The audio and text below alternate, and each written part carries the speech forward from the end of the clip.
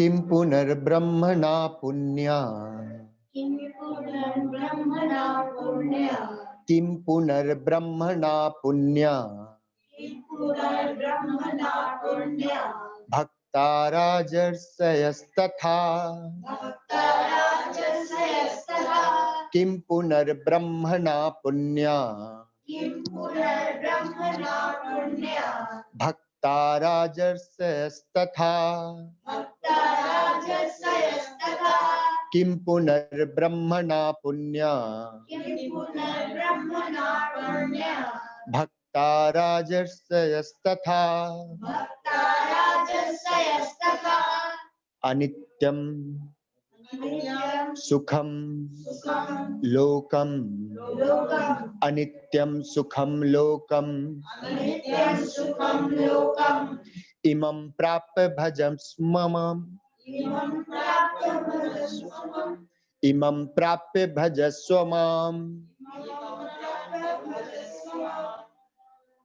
अनित्यं सुखम लोकम अनित्यं सुखं लोकम् इमं प्राप्य भजस्व माम। इमं प्राप्य भजस्वम्। अब अध्याय 9 श्लोक 33 में बताया जा रहा है कि जन्म जो होता है, जन्म जो होता है और जन्म होने के बाद जो हमारी स्थिति होती है वो क्या होगा। सतगुण के आधार पे हमारा जन्म होता है, या फिर रजोगुण के आधार पे हमारा जन्म होता है, या फिर तमोगुण के आधार पे हमारा जन्म होता है।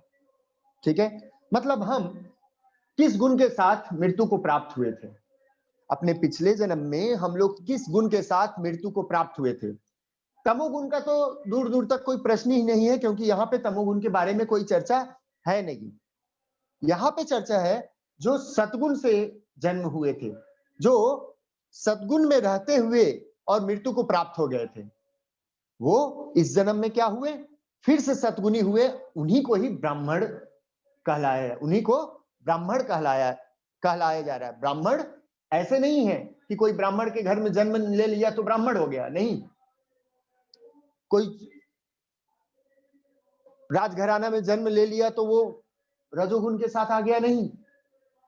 यहां पे है कि ब्रह्म गुण उन्हीं को प्राप्त होते हैं जो सद्गुण के साथ जन्म लेते हैं, या सद्गुण के साथ जन्म नहीं भी लिए लेकिन सद्गुण का आचरण कर रहे हैं तो वो भी ब्राह्मण है।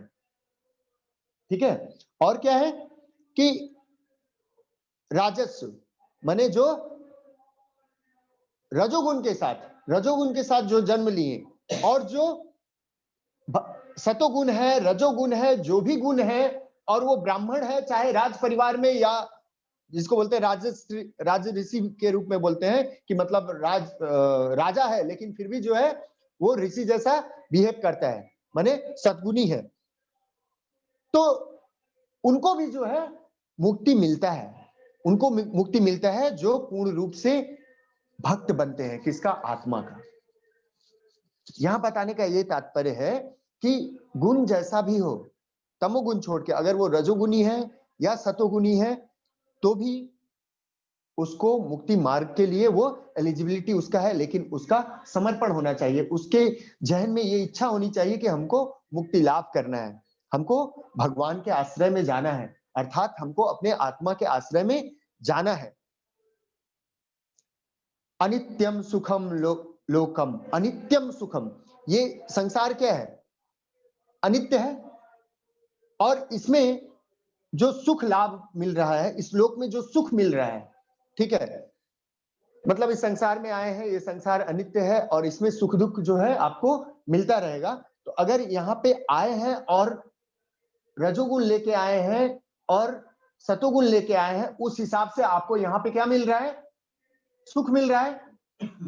और उस सुख को लेते हुए भी आप क्या कर रहे हैं, मेरा स्मरण कर रहे हैं, मेरा ध्यान कर रहे हैं, अर्थात आत्मा के लिए रात दिन चेष्टारत है, तो आपको मुक्ति मिलना 100% श्योर है कि आपको मुक्ति मिलेगा ही। ठीक है, यहां किसी का कोई प्रश्न है?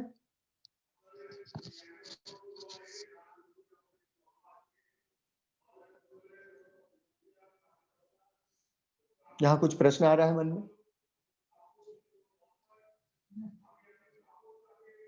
স্যার সবাই তো আর শতগুণ আর রজগুণ নিয়ে জন্মগ্রহণ করেন না, তো যারা তমগুণ নিয়ে করবেন তাদের কি কোনো রাস্তা নেই, উপায় নেই? हाँ, अभी जैसे होता क्या है कि मौका सबको मिलता है, ठीक है। मान लीजिए जो तमोगुण लेके, एक्चुअली तमोगुण लेके कोई मनुष्य का जन्म नहीं लेता है, क्लियर समझिए। तमोगुण लेके कोई मनुष्य का जन्म, शास्त्र में बताया गया है कि तमोगुण लेके कोई मनुष्य का जन्म नहीं लेता है, लेकिन यहाँ आने के बाद उसको लेथर्जी आ जाता है। मौका मिला है मनुष्य का, लेकिन मौका मिलने के बाद वो अपने इस जन्म का यूटिलाइज ना करके वो टाइम पास करने लगता है और उसको लेथर्जी शुरू हो जाता है। तमोगुनी वो आके आया था, ठीक, क्योंकि पिछले जन्म में वो कर्म किया और आ गया, आने के बाद में उसको मौका मिल गया, लेकिन वो आया है और यहाँ आके तमोगुनी कैसे बन गया? क्योंकि वो आया था रजोगुण के साथ। ध्यान दीजिए, वो आया था रजोगुण के साथ, क्योंकि शास्त्र में बोला गया है जो रजोगुनी रहेगा उसको फिर से क्या होगा? मनुष्य का जन्म मिलेगा। कर्मठ है भाई, वो कभी भी फिर मोक्ष के लिए भी कर्म कर सकता है, लेकिन ठीक रजोगुनी के नीचे क्या था? तमोगुनी। वो आने के बाद रजोगुनी से जो ऐश्वर्य हासिल किया है वो ऐश्वर्य ही उसे क्या एक दिन बना देगा? तमोगुनी बना देगा, जब वो उसको भोगने शुरू करेगा। समझ में आया? जब उसको भोगना शुरू किया तो वो क्या हो गया? रजोगुनी हो गया। लेकिन अभी उसको रजोगुनी के साथ आने के बाद उसको ऊपर के गुण की तरफ जाना चाहिए था, उसको सतोगुनी होना चाहिए था। दुनिया का सबसे बड़ा पुरुषार्थ उसको करना चाहिए था, लेकिन वो दुनिया का सबसे बड़ा पुरुषार्थ न करके फिर से वो रजो में ही पड़ा रहा और रजो से संसाधन उसको इकट्ठा होते चला गया और वो फिर से क्या हो गया? तमोगुण। ऐसो आराम पैसा आने शुरू हो गया, क्योंकि कर्म इतना किया है तो उसका तो रिटर्न आएगा ही आएगा ना। ओके, और कोई प्रश्न?